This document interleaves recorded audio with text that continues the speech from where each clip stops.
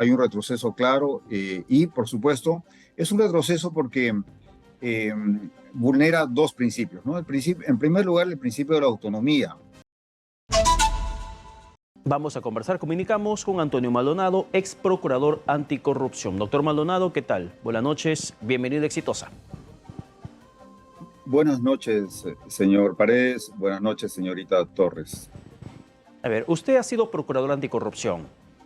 Darle autonomía al Poder Judicial y al Congreso de la República, autonomía para que ellos designen según su criterio a un procurador, ¿es la mejor forma de prever o de denunciar hechos de corrupción? No, no es la mejor forma. Me parece que tanto Congreso como Ejecutivo han incurrido en un serio error. Uno de los desafíos más grandes que tiene la defensa jurídica del Estado, entre muchos, por supuesto, es el tema de su autonomía. Porque la defensa de los intereses del Estado, pues, tiene que ver con el enfrentamiento, como usted señala en su pregunta, señor Paredes, de gravísimos problemas, ¿no? Corrupción política, delincuencia de poder, y precisamente son los investigados o las personas o sectores denunciados más poderosos los que representan más obstáculos para una acción eficaz y eficiente de la defensa jurídica del Estado, en este caso las procuradurías, en este caso las procuradurías del Estado. Ahora bien, ese es un problema estructural, histórico, y en la lid de tratar de avanzar un poquito en el fortalecimiento de las funciones de la Procuraduría, en efecto, como bien decía la señorita Katiuska, en efecto, en el gobierno de Kuczynski se promulgó esa ley, este decreto legislativo 1326, y se reglamentó en el gobierno de Vizcarra. Y durante el gobierno de Vizcarra, siendo ministra de Justicia la señora Ana Teresa Revilla, se designó al actual Procurador General del Estado. Respecto de lo que había antes, este decreto legislativo y su reglamento fueron y son claramente un avance. Hay mucho por hacer, no tanto yo diría en el plano normativo, sino en el plano de la práctica, pero digamos, acá lo importante es no retroceder. Y creo que con esta ley que se ha promulgado recientemente, ¿no? Hay un retroceso claro y, por supuesto, es un retroceso porque vulnera dos principios, ¿no? En primer lugar, el principio de la autonomía de los procuradores, ya hemos explicado su importancia, y lo vulnera porque al disgregar, al desmembrar la posibilidad de nombramiento de los procuradores del Congreso y del Poder Legislativo, es decir, y del Poder Judicial, que ahora antes de la ley, perdón, estaban bajo el manto, el ámbito competencial de la Procuraduría General del Estado, se produce una lesión al principio de unidad del órgano, ¿no? Y además, algo mucho más grave, yo creo que hay un propósito de subordinar la decisión, la selección, perdón, de esos dos procuradores, pero no solo eso.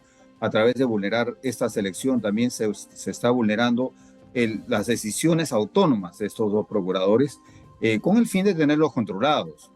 Y por supuesto sería ingenuo, sería sesgado ver esta ley fuera del contexto en el cual se están produciendo una serie de hechos muy lamentables, ¿no?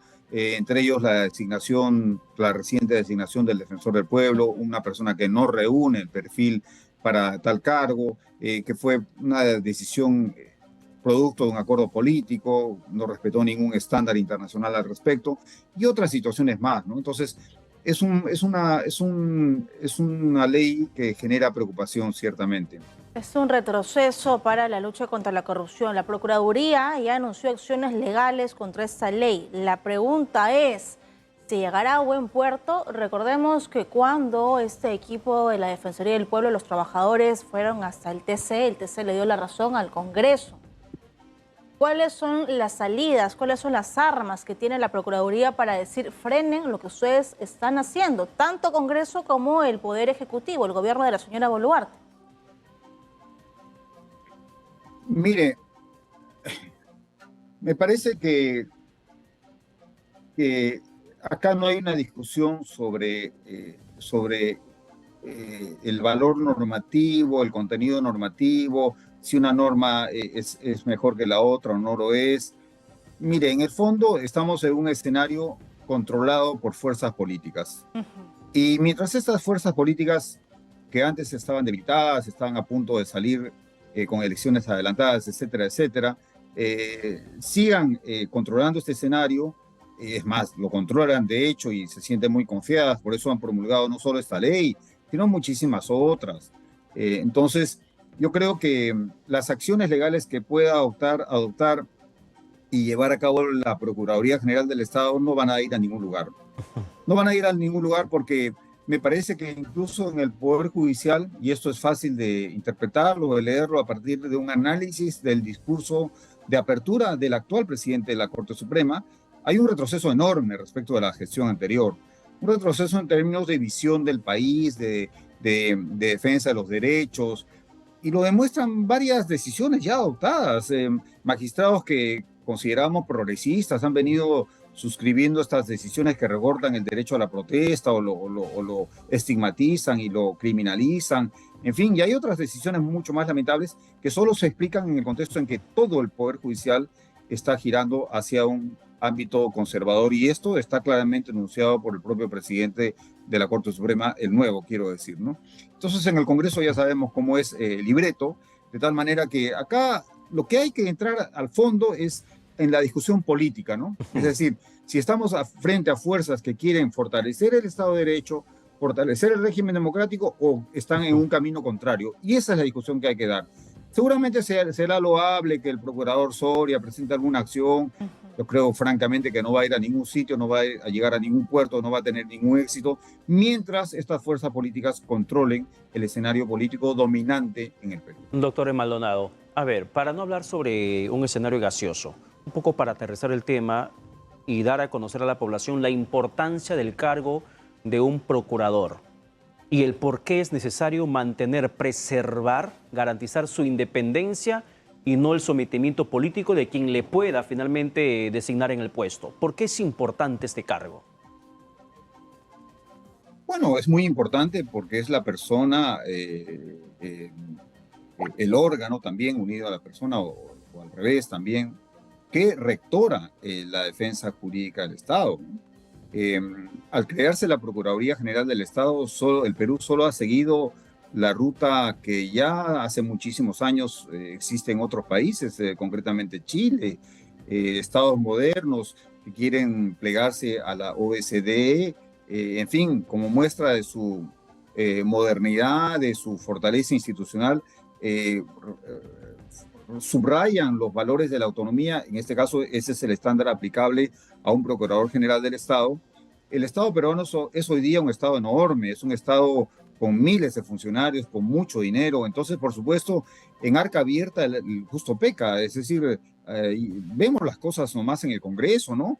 Este patrón criminal descrito por la conducta de varios congresistas de todos los partidos casi, en robarle, por eso es la palabra, el sueldo a sus trabajadores, los viajes innecesarios que hacen al exterior, este señor que se fue a El Salvador a ver qué hacía Bukele, un presidente que ha destruido el Estado de Derecho en El Salvador, en fin, gastos absolutamente innecesarios. Es decir, quieren tener procuradores dóciles, que no los controlen, quieren seguir haciendo exactamente lo que les da la gana. Hay una situación similar en la que ocurre en el Poder Judicial.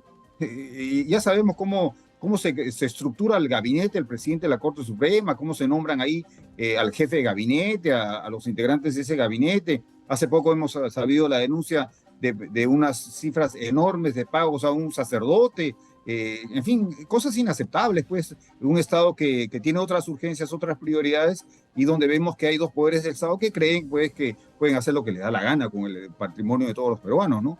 Entonces, esa es la figura, ¿no? Es la importancia de la autonomía. Ahora, así como hay un estándar aplicable a un procurador general o a cualquier procurador, también hay estándares aplicables a los fiscales y también hay estándares aplicables a los jueces. Son estándares diferentes, pero Poder Judicial, independencia, imparcialidad y autonomía. Fiscalía, imparcialidad y autonomía. Procurador, sobre todo autonomía. Esos son los estándares que hay que observar, son estándares además internacionales que han surgido en procesos del aprendizaje, procesos de selección en el ámbito internacional, por ejemplo, ante la Corte Penal Internacional, ante órganos universales y regionales de protección de los derechos humanos, inclusive en el derecho comparado, estándares que han surgido de la elección de magistrados de la Corte Suprema de los Estados Unidos, de México, de El Salvador, en fin. Ya esos son estándares adoptados, pero acá en el Perú como que todo quiere hacerse con la negociación bajo la mesa, no, yo no te elijo a ti porque me caes mal, te elijo a ti porque te puedo controlar, cosas absurdas, absurdas. Acá nuestros líderes políticos no ven más allá de sus narices, es la verdad. Y es entendible su indignación, su exaltación, porque esas fuerzas políticas están controlando el Congreso, el Poder Ejecutivo, Defensoría del Pueblo. Van a elegir ahora a uno de los miembros del TC, ahora también la Procuraduría General. Creo que nos preguntamos ahora quién podrá ayudarnos, quién podrá defendernos. ¿Este Congreso podrá hacer una reforma para que en los siguientes años la Procuraduría pueda ser elegido bajo concurso? ¿Serán capaces? ¿Tendrán este nivel de conciencia? Mire, muy bien lo que usted señala, señorita Katiuska. Ese es el siguiente riesgo, ¿no? Hoy día han avanzado con este tema.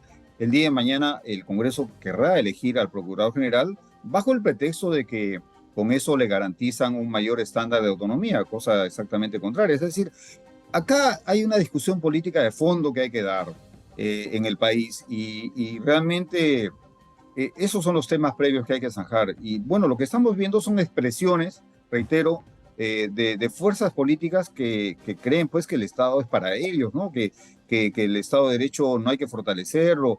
Falta una visión sosegada, tranquila, ¿no? Razonada de lo que queremos hacer. Hay un documento, inclusive una visión y un planeamiento estratégico del Perú al 2050.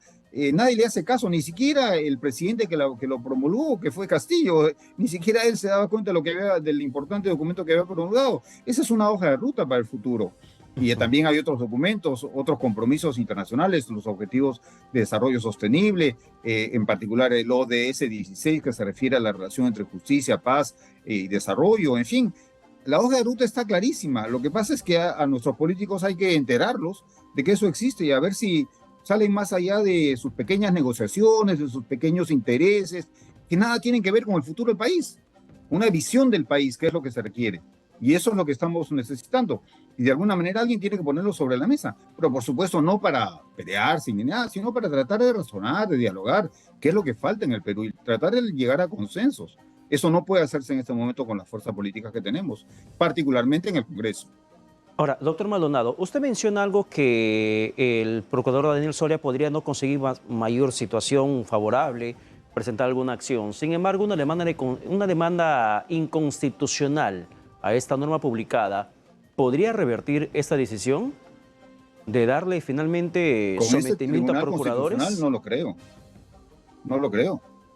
Ya en principio el Tribunal Constitucional decidió que el Congreso es un área que es un satélite fuera de la soberanía del resto del Estado peruano. O sea, no es posible realizar un control jurisdiccional de las decisiones del Congreso. Eso ya lo decidió el Tribunal Constitucional. Entonces, bajo esa premisa, ¿quién va a rendirle cuentas al Congreso? Debería, en principio, un Estado de Derecho poder ser el Poder Judicial, pero y el Tribunal Constitucional dijo que eso no es posible.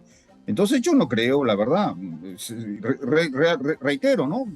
Bueno, felicito al procurador por las acciones loables que va a adoptar, que va a realizar, pero no le veo ningún futuro.